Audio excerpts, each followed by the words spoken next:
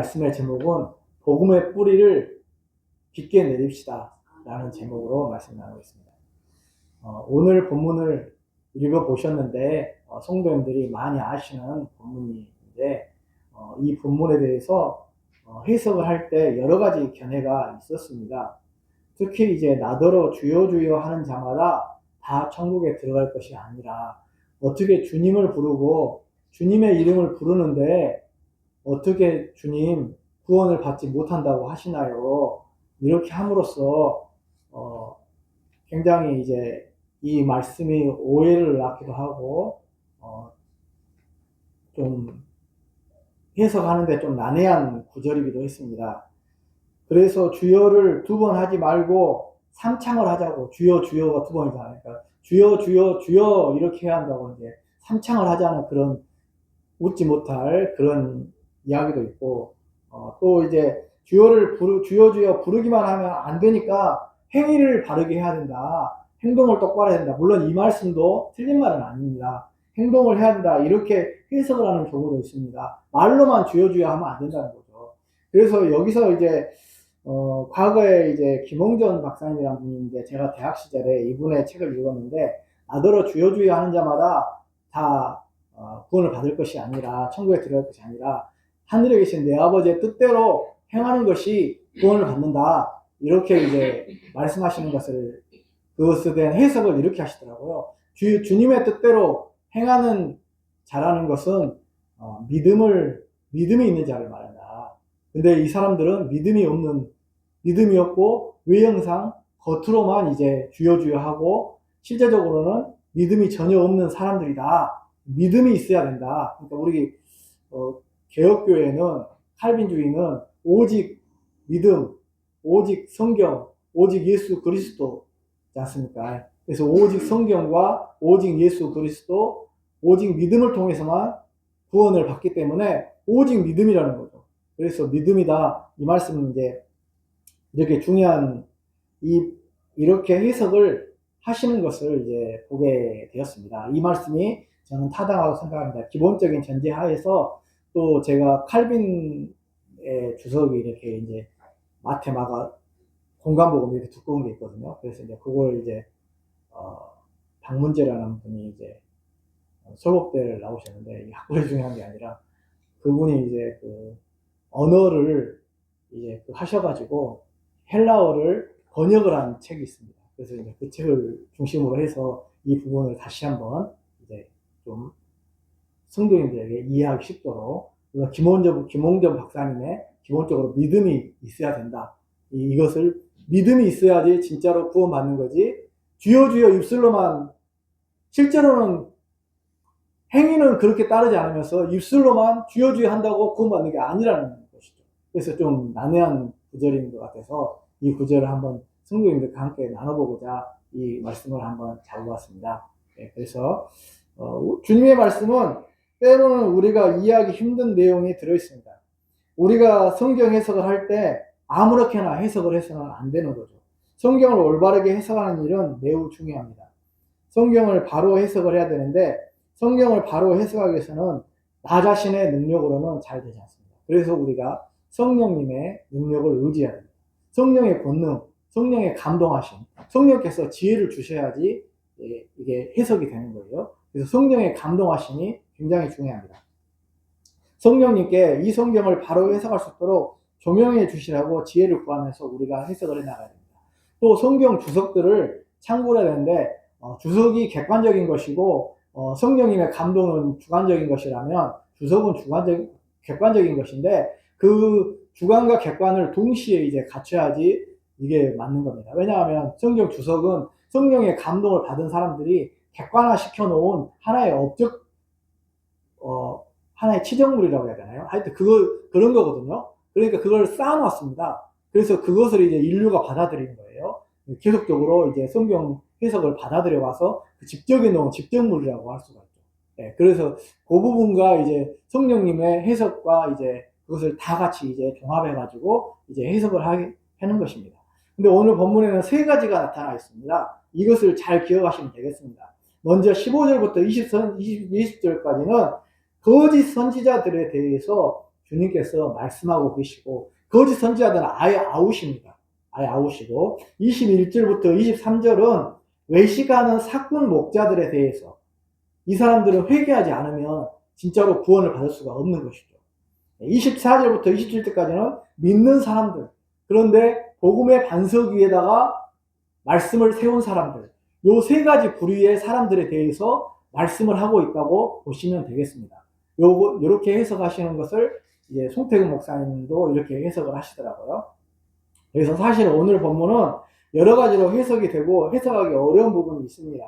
특히 나더러 주여 주여 하는 자가 다 구원을 받는다는 것이 아니라는 것이 그렇습니다. 이 부분에서 해석도 많고 오해도 많습니다. 칼빈 주석을 참고해서 다음과 같이 설교를 전개하고자 합니다. 오늘 본문을 중심으로 은혜를 나누고자 합니다. 첫 번째로 이리들을 삼가라고 말씀하고 계십니다. 15절에 보면은 거짓 선지자들을 삼가라. 양의 옷을 입고 너희에게 나오거나 속에는 노략질하는 이라. 그러니까 기독교에는 유사한 사람들이 있는데 그 진짜이기 때문에 그 유사성이 있는 그런 사람들이 많이 붙는 거예요. 왜냐하면 돈을 노리고 이제 금전이라든지 권력이라든지 그런 걸 노리고 하는 사람들이 있다는 것이죠. 거짓 선지자들을 삼가라. 양의 옷을 입고 너희에게 나오거나 속에는 노략질하는 일이라. 여기서 잘할 수 있지 않습니까? 양의 옷을 입고 위장을 하고 신자들에게 나온다는 것입니다. 그러나 속에는 이리가 들어있다는 것입니다. 이것을 우리가 조심하고 주의해야 되는 것입니다. 이스라엘 당시 사회에는 양을 치는데 이리가 와서 공격해서 그 양 우리 전체가 수백만 마리가 피해를 보는 경우가 많이 있었다고 합니다. 어떤 사람의 경우에도 이리가 와서 수백 마리를 한꺼번에 공격을 당했다는 기록이 있습니다. 이리들을 조심하라고 주님께서는 말씀을 하십니다. 양의 탈을 쓴 이리가 있다는 것입니다. 그 사람들은 거짓 선지자들이고 그들은 자기의 탐욕을 위해 신자들을 이용하는 사람들이라는 것입니다. 거짓 선지자는 겉으로는 안 그런 척 하면서 거짓된 가르침을 가르치는 사람들입니다. 이 사람들에 대해서 판단을 하게 될 때 16절 말씀과 같이 그들의 열매로 그들을 알 수 있다는 것입니다. 이스라엘 나라에는 가시나무가 있습니다. 가시나무에서 나는 열매가 포도나무하고 비슷하다고 그래요. 가시나무가 있는데 그 가시나무가 포도나무하고 비슷한 거예요. 열매를 비슷하게 맺어요. 포도하고 비슷한데 자세히 보면 포도가 아닌 것을 알 수가 있습니다. 또 엉겅퀴에서 나는 열매 역시 무화과와 비슷한데 무화과 열매가 아니라는 것입니다. 비슷하게 생겼는데 아니래요. 그러니까 자세히 보면은 아니에요. 비슷한 것 같아요. 비슷한 것 같은데 자세히 보면 아니에요. 그러니까 이단이 같은 것 같아요. 기독교하고 같은 것 같은데 제가 말씀드리지 않아도 우리 성도님들 이단에 대해서 잘 알 수 있을 거라고 생각해요. 비슷한 것 같은데 달라요. 예. 그래서 우리는 거짓 선지자가 이냐 아니냐라는 것을 그럴듯해 보이는 외관으로 아는 것이 아니라 그들이 맺어놓은 열매를 보면은 알 수 있다는 것입니다. 그들이 맺어놓은 이단 사상은 구원을 얻지 못하는 사람을 만들어냅니다. 아니 죄악의 사상이 그들 자체를 망치고 있고 거기에서 나오는 열매가 악이 매우 심각한 악이 매우 많은 그런 열매를 맺게 된다는 것입니다. 그러니까 좋은 나무마다 17절에도 아름다운 열매를 맺고 못된 나무가 나쁜 열매를 맺나니 이렇게 말씀을 하고 계시는 거죠. 좋은 나무가 아름다운 열매를 맺는 것은 당연한 일이죠. 나쁜 나무가 아름답지 못한 열매를 맺게 되는 것이죠. 그래서 우리 신자는 아름다운 열매, 성령의 열매, 착함의 열매, 빛의 열매, 의로움의 열매, 이런 열매들을 맺는 그렇게 삶을 살아야지 진짜 신자로서의 삶이 되는 것입니다. 좋은 나무마다 아름다운 열매를 맺고 못된 나무가 나쁜 열매를 맺게 됩니다. 이것이 하나님께서 만드신 자연의 법칙입니다. 이것을 벗어날 수가 없습니다. 18절에도 좋은 나무가 나쁜 열매를 맺을 수 없고 못된 나무가 아름다운 열매를 맺을 수 없다고 하고 있습니다. 그래서 거짓 선지자들은 종말의 때에 하나님의 심판을 받게 된다. 이 거짓 선지자는 기독교 자체에도 들어올 수도 없고, 교회 자체에 들어올 수도 없고, 교회라고 볼 수도 없고, 그러니까 하나님의 사람들이 아닌 것이죠. 19절에 말씀되었습니다. 아름다운 열매를 맺지 아니하는 나무마다 찍혀 불에 던져지느니라. 불에 던진다면 어떻게 되겠습니까? 지옥불에 던져지는 그런 결과를 가져오게 된다는 것입니다. 그러니까 거짓 선지자들은 찍혀서 지옥불에 들어가고 결코 구원을 얻을 수 없다는 것입니다. 거짓 선지자들을 따라가는 사람들도 함께 지옥불에 떨어지고 마는 것입니다.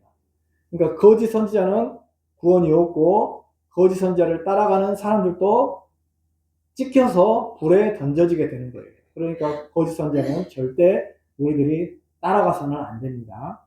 두 번째로 외식하는 목회자들에 대한 경고입니다. 이 사람들은 입술로는 그럴듯하게 주님이라고 고백을 합니다.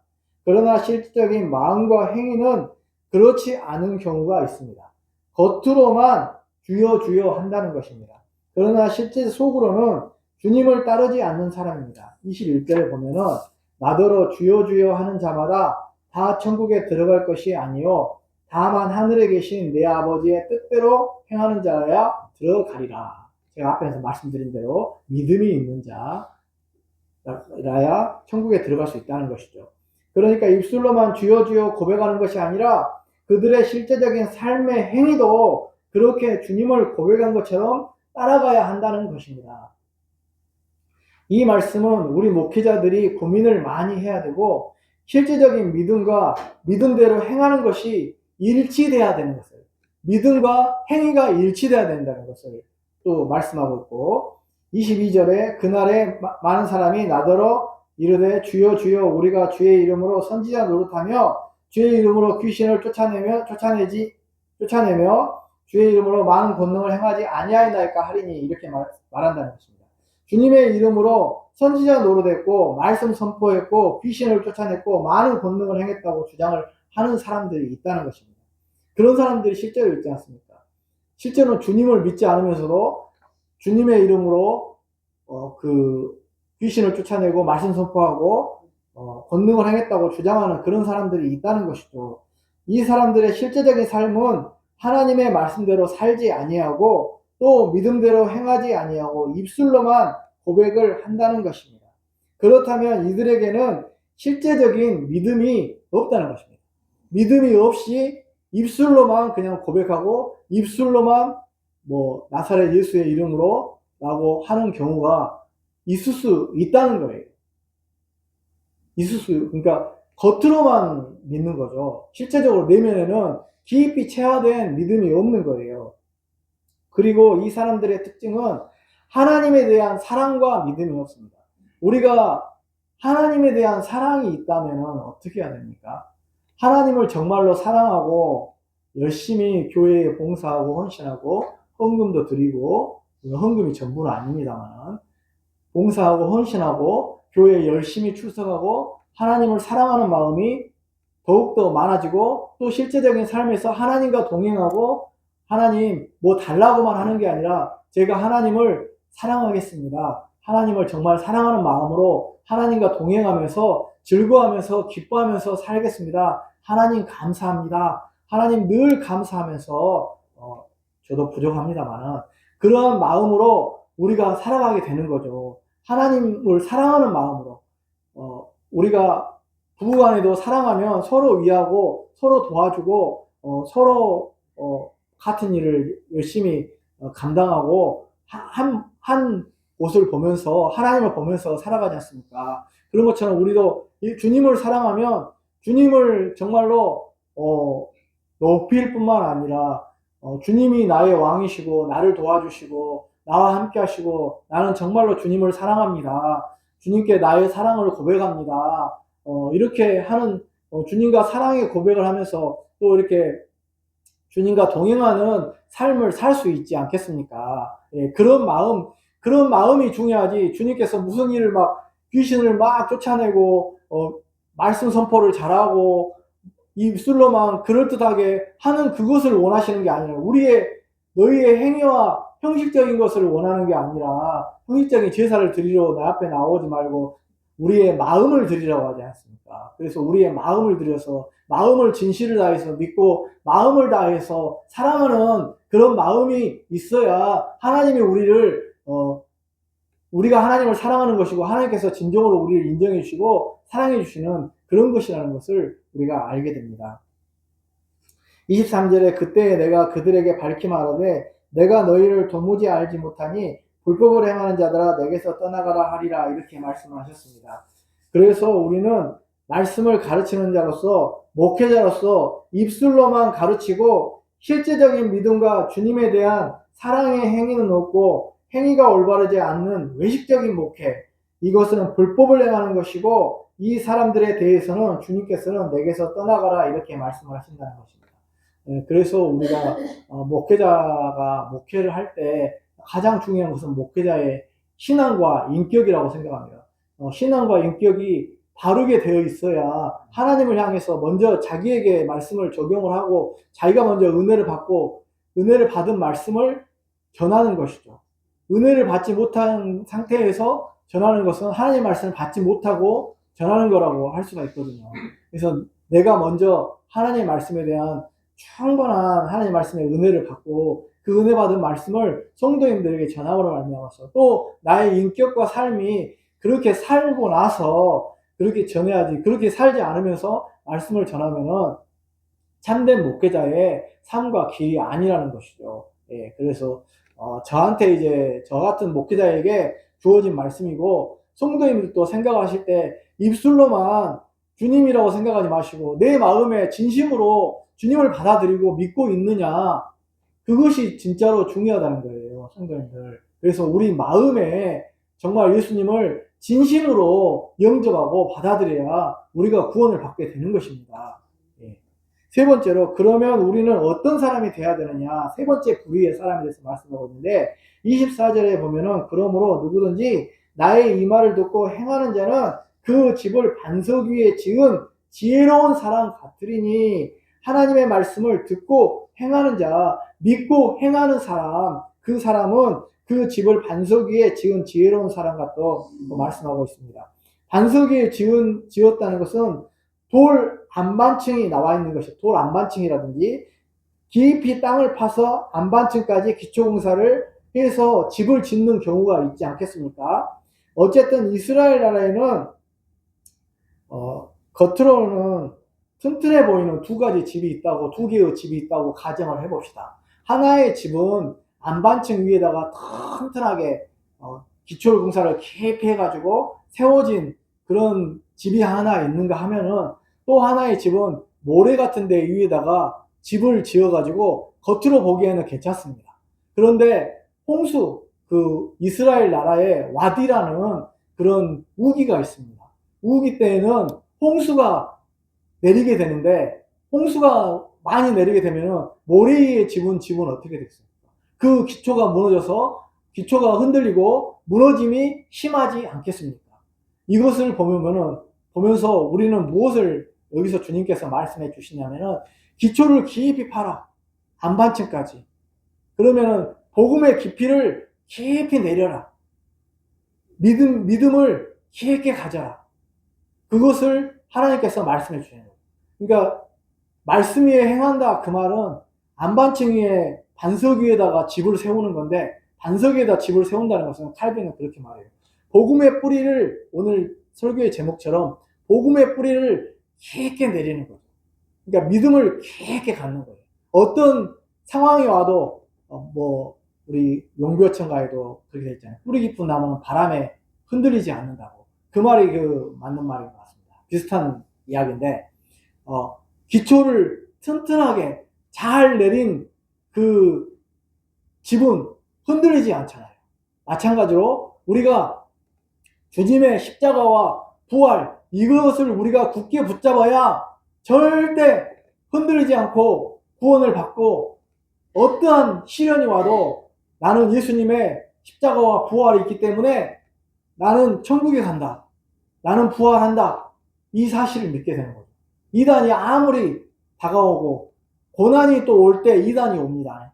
우리가 고난과 건강이 어려운다든지 삶의 문제가 안 풀릴 때 이단들이라든지 이런 사람들은 한 사람을 위해서 정보를 취합한다고 그러고, 세상에 정보기관도 아니고 정보를 취합해서 수백 명이 예를 들어서 그 한 사람을 놓고 계속적으로 집중적으로 공략을 한다고 해요. 그래서 성도님들, 우리가 그것을 주의하고, 우리 무슨 여기 지도부에 살면서 그런 일이 있겠습니까만은, 하여튼 이렇게 조심하시고, 우리가 복음의 뿌리를 믿음 반석 위에, 예수님 말씀 반석 위에 깊게 복음의 뿌리를 내리면 어떠한 어려움과 환난과 고난이 와도 흔들리지 않고, 또 이단이 와도 결코 흔들리지 않는 그런 굳건한 믿음의 반석 위에 기초를 세우는, 예수님 반석, 믿음 반석 위에 기초를 세우는 우리 성도님들이 되시기를 바랍니다.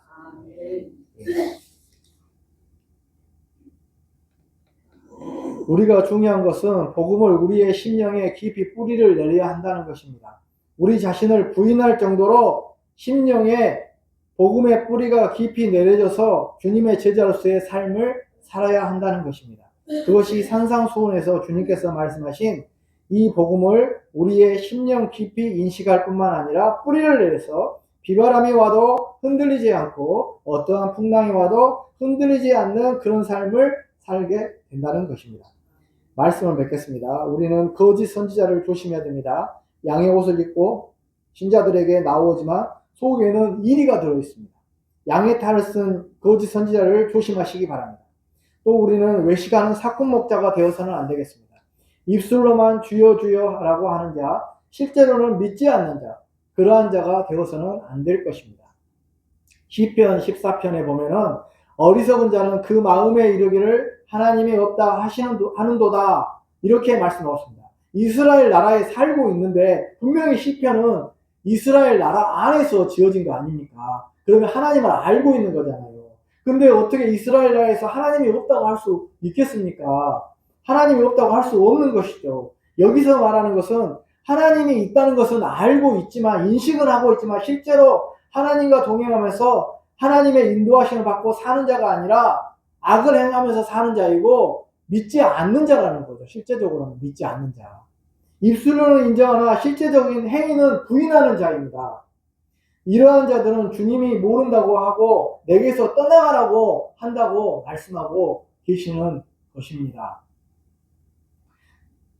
그러면 우리는 어떤 사람이 돼야 되겠습니까? 복음의 기초 위에, 복음, 제가 말씀드린 십자가와 부활, 예수 그리스도의 십자가와 부활 기초 위에 우리의 신앙의 집을 세워서 비가 내리고 창수가 나고 바람이 불어도 결코 흔들리지 않는 그런 신앙을 소유한 믿음의 신앙인들이 되기를, 저와 우리 성도님들 되시기를 주님의 이름으로 축복합니다. 네, 기도하겠습니다.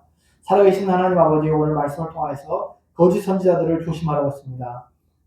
양의 탈을 쓰고 있으나 속에는 일이라고 했습니다. 우리는 거짓 선지자와 가까이 하지도 말고 상대도 하지 말고 우리가 바른 신앙을 가지고 살아가게 해 주시옵소서. 주님께서 원하시는 삶은 나더러 입술로만 주여 주여 하는 것이 아니라 진정으로 믿고 주님과 동행하면서 주님을 사랑하면서 살아가는 삶인 줄 믿습니다. 우리가 삶에서 주님을 사랑하며 복음 반석 위에, 말씀 기초 위에 굳게